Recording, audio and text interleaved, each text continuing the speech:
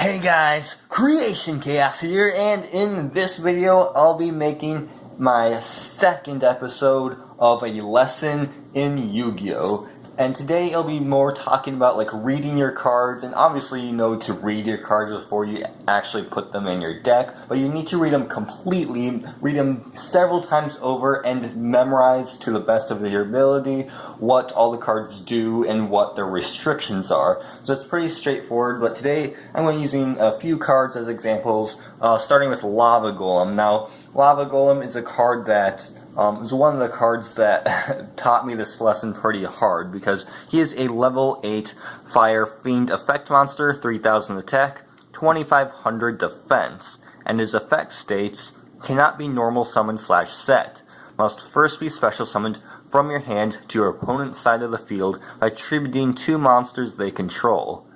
You cannot normal summon / set the turn you special summon this card.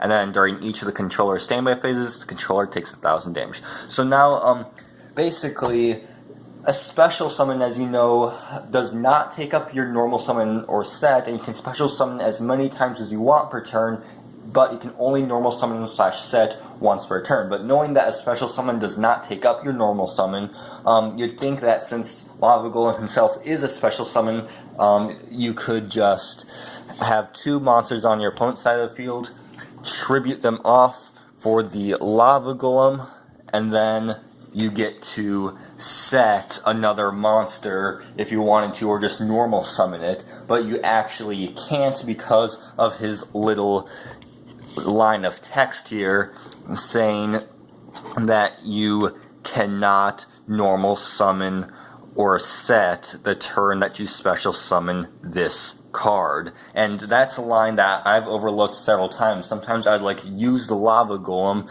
and then I wanted to, go into more plays like normal summon and things like that, but then I realized it's not letting me normal summon because I found this out like online on one of those automatic things, and it wouldn't let me do the normal summon. And sometimes I would normal summon or set first, and I wanted to Lava Golem, but it wouldn't let me do that either. I was kind of confused until someone told me to read my own cards, so that's how I figured out. But that was like a long time ago. But anyways, and now there are other cards that also have sort of restrictions, like Pod Duality and Card of Demise all have their sort of restrictions saying that you cannot special summon. Now, most people forget about Pod Duality. Sometimes they special summon and then activate it, but you can't do that.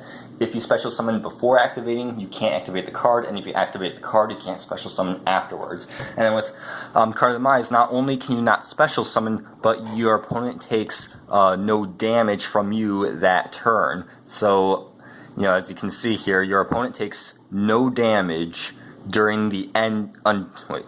Your opponent takes no damage for the rest of the turn after this card resolves. So some people kind of forget about that, and they're going to go in for like the kill, but then they forget that they can't inflict damage to them. So it's very important to just remember your cards, and before playing them, be sure to look at them. And Soul Charge has a big cost, making you pay 1,000 life points for every monster that you revive from the graveyard.